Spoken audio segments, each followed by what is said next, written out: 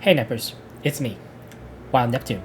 So, the global launch of Etheria Restart is coming in just a couple of days now, and I thought I'd make this video to share my thoughts on what the best units for you, a new player, to reroll for.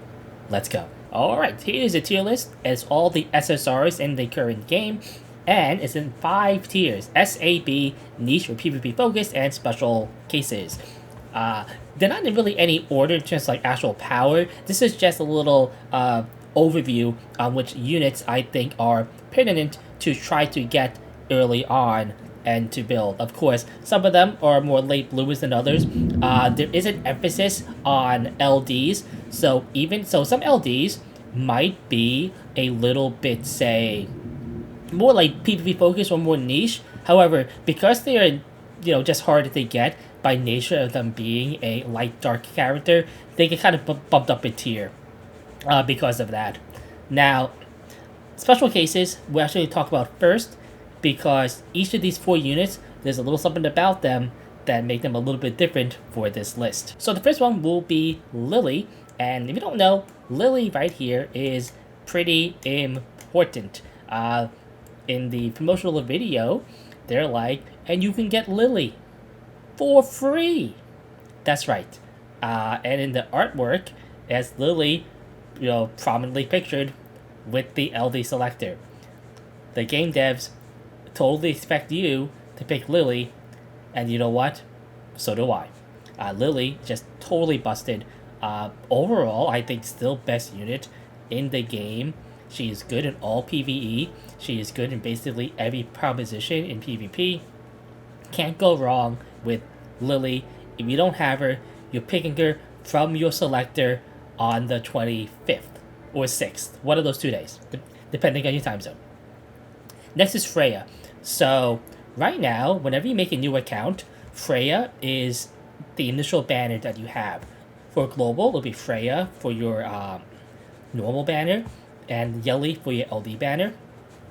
Of course, you'll also have whatever other banners are running too, and you should have enough time if you are playing continually throughout the week to get a bunch of like summons in for whatever units you want to get, and also build up enough to pity Freya at least.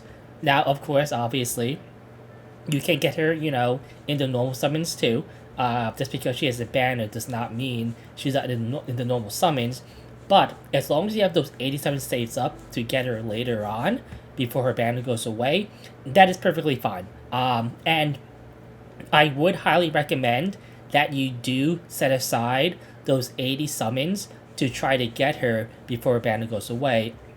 Because she is she's not used everywhere in PvE, and she's a little more niche in PvP, mainly for speed teams and stuff like that, but she is a very good character. Next one is Linglo, and you get one for free after 7 days by doing a few quests, so that's why she's here. Don't really have to summon for her. And then you have Leanne, who everybody gets, and unfortunately she isn't very good, and everybody resets her after you finish the mission. Alright, let's move to the top now. We're not going to do every single character in depth, but I do want to at least talk about the first 2 tiers. So, Plume, newest character in the game, incredibly busted, amazing in PvP. In fact, so good in PvP, she's on 90% of top 100 defenses for Etheria Arena. She's also one of the most common characters right now for RTA. Just incredibly strong overall. In PvE, also very, very good. Hard for me to say exactly how good she is for progression in PvE. I'm assuming she's really, really good for that too. But at the very least, for just getting fast clears and just, making bosses a lot easier to kill, very strong. In fact, she is pseudo-necessary for the last shell boss right now, Chloros. Not like strictly necessary. I'm sure more teams without her will pop up. But man, that fight she was made to kill that fight, and boy, does she do it. If you get an account with Plume, you should probably keep that account. Next up is Lilium. Lilium is the premier single target DPS in the entire game for any single target fight where that is relatively short, or you can basically guarantee you keep her alive. She is the best character in the game for that. Now, she has no AoE, but that's fine because most content for core, like PvE, will be single target. And in PvP, incredibly good. Can't be CC'd, has a lot of other things too, like a self heal. She has a stun. She seals HP against high HP scalers. So just incredibly strong overall. If you already have Lily, somehow, Lilium is a character you probably pick from your selector, because you cannot pick Plume or the next character, Yelly. So Yelly is just a little bit below Lilium in single target damage. Average, right? There is some RNG in Yelly's kit. Now, the reason why Yelly is not on the selector is because she will be the banner character for the global launch, and Plume is also the newest character and, is the current banner for the rest of the world. But Yelly, also very, very strong, right? Very good in PvE, and also very, very good in PvP. She's a little bit below Lilium, in my opinion, though, because, again, she's not quite as good as her in PvE, and she's also not even the best character in PvP at what she does, and we'll get to that in a little bit. But just the overall package of Yelly is very strong. Let's move on to the A tier. First one will be Doki Doki, right here. Doki Doki, very strong in PvP. Also okay in PvE. Actually really good in PvE too. The only problem with PvE is that I'm going to assume you're picking Lily from your selector. And because of that, you don't really need Doki Doki in PvP. In PvE. Yes, you will use her because I use her in PvE myself. However, she's mainly a PvP focused hero. Same can be said for Messiah, who can be used in PvE, but it's mainly PvP focused. Now, I'll talk about both of them together because they're both LD characters, and of course, if you get a strong LD in your initial, like, say, 20-30 summons, you should highly consider keeping that account. Now, in the case of Doki Doki, she's here because cleansing in the game right now is at a premium.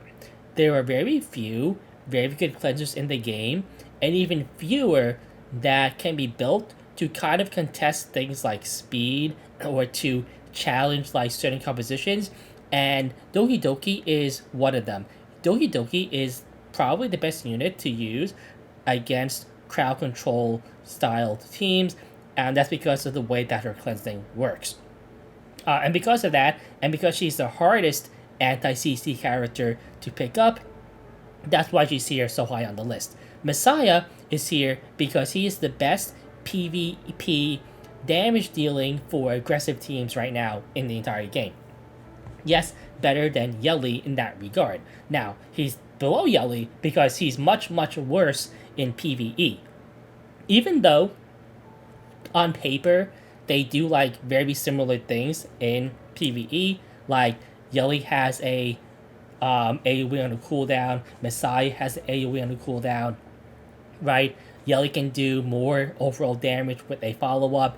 Messiah can do more overall damage by putting on like an vulnerability, things like that. Yelly's multipliers for her abilities in PvE are just better than Messiah's. So much so that players who struggle clearing with Messiah, like, easily cleared with Yelly. Now, I myself have Messiah built on my account and not Yelly, and let me tell you, from experience, I can say, try not to use him in PvE if you can help it, at least like as your main source of damage overall. However, in PvP, man, am I glad I have him built right now, because he saves me sometimes in like Etheria or an RTA.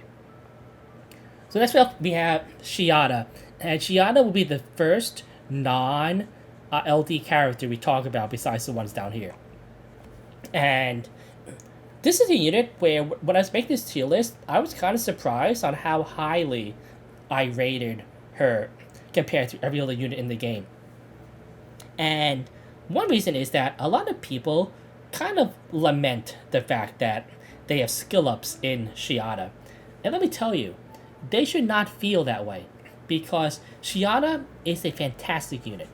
Uh, Early on, extremely easy to gear.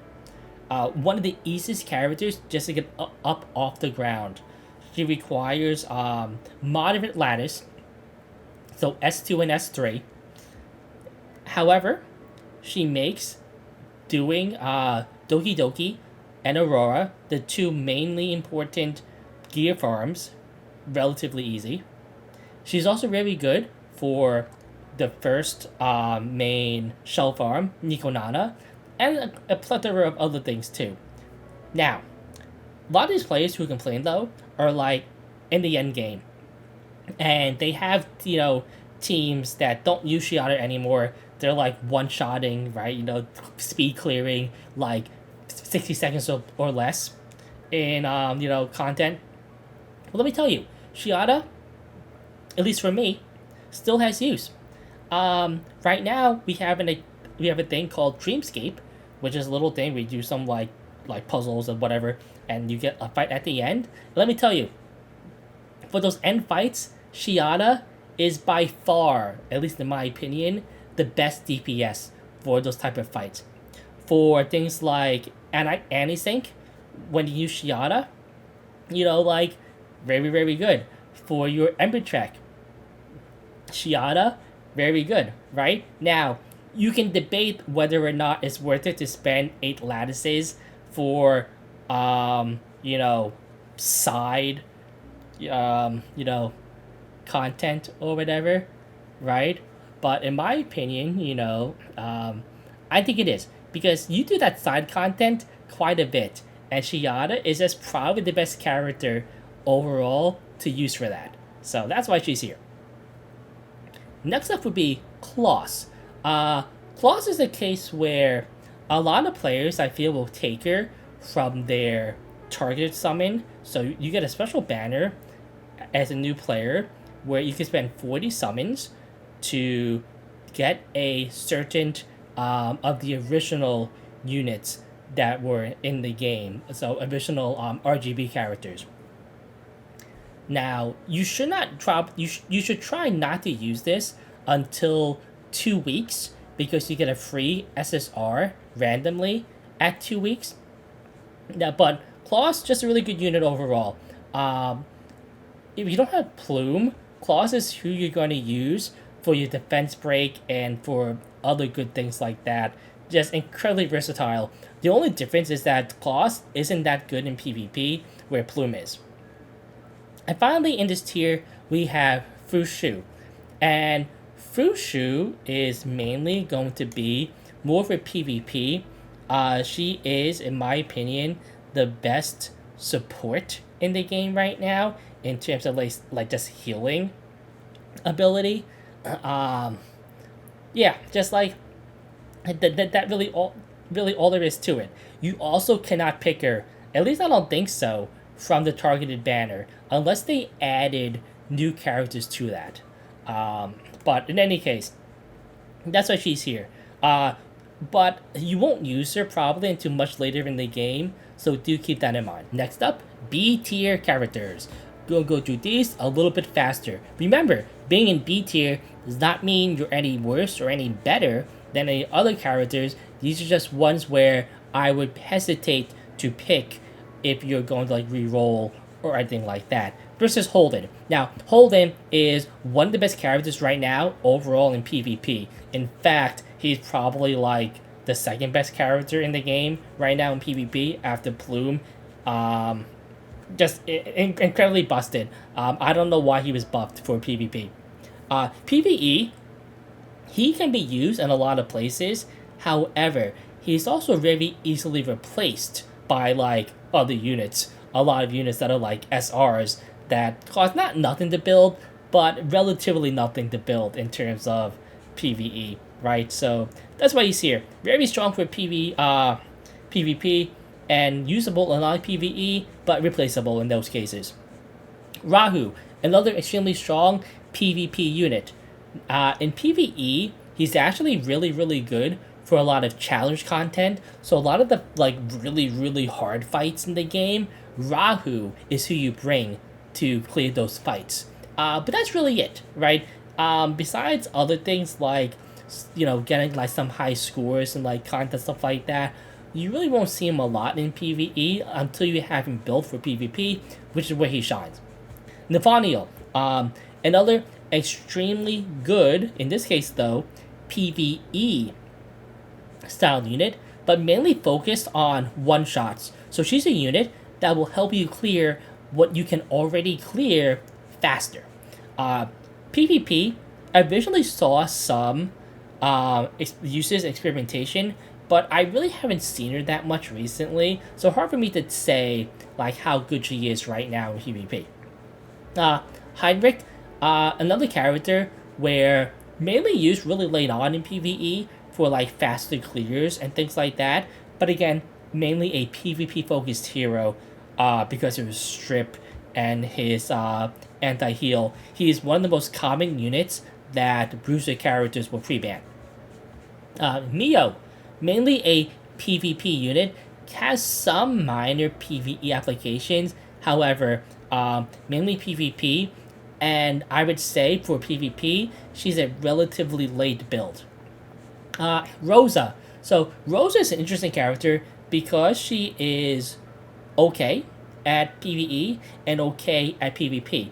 Now, because of the Revelation nerf in PvP at the start of the current season going on right now, which is, by the way, ending today as I'm making this video, Rosa has fallen out of favor in PvP. I still see her like once in a blue moon when I'm doing fights. But yeah, so she's basically kind of like Shiata in PvE, but worse, because even though Rosa will put up more single target damage, it's not enough to offset the fact that Shiata is just a little bit more universal in terms of the style of content that she can do over Rosa. And I don't think Rosa's like limiting PvP ability is good enough to really supplant her any up higher. Ramoka. So Ramoka is the best character for Doki Doki, hands down, in terms of speed clearing and like lattice requirement, gear requirement, stuff like that. But that's really it, right? Very limited in terms of what she is good at right now. However, like I said, she is the best at it, but that's only a one thing. And finally, we have Shadow Sonya. Shadow Sonya is an interesting case here. She's the only LD I don't have, and in fact, basically out of every single character on this list, she's really the only character I really haven't played with myself. She makes PvE getting into endgame content for a few fights really very easy. However, because all that content right now got nerfed, you don't really need her anymore. She's nice to have and stuff like that, but I really wouldn't like focus on trying to pull for her, in my opinion, which is why she's like really low down on the list. In fact, she's only up here in B because she's an LD, right? And by that nature, harder to get. And just really quickly, going over niche PvP focus tier right here. Now, of course, a lot of characters do have niche applications with PvE, but just because they have that doesn't mean that I would say them PvE heroes. Veronica, basically best anti-cleave character in the entire game. Also really good in the booster matchup itself. Very lattice hungry, but just an incredibly strong unit. Selenx, good for a couple of fights like Doki Doki and Hoyen. Might be good for PvP too, however, nobody knows because nobody has her built. Tsukimi, was kind of used as a poor man's Lily in some PvE content. Actually better than Lily for some speed teams. However, since everybody's going to get Lily because, they get her for free, Suki is kind of not as pertinent to reroll for a PvE progression account. However, in PvP, Suki and also Beyontin, who's right next to her, incredibly important for aggressive compositions. I myself do not have Suki on my account, and boy, do I really wish I did. Because I could use another pusher on my account there. Beyond same thing.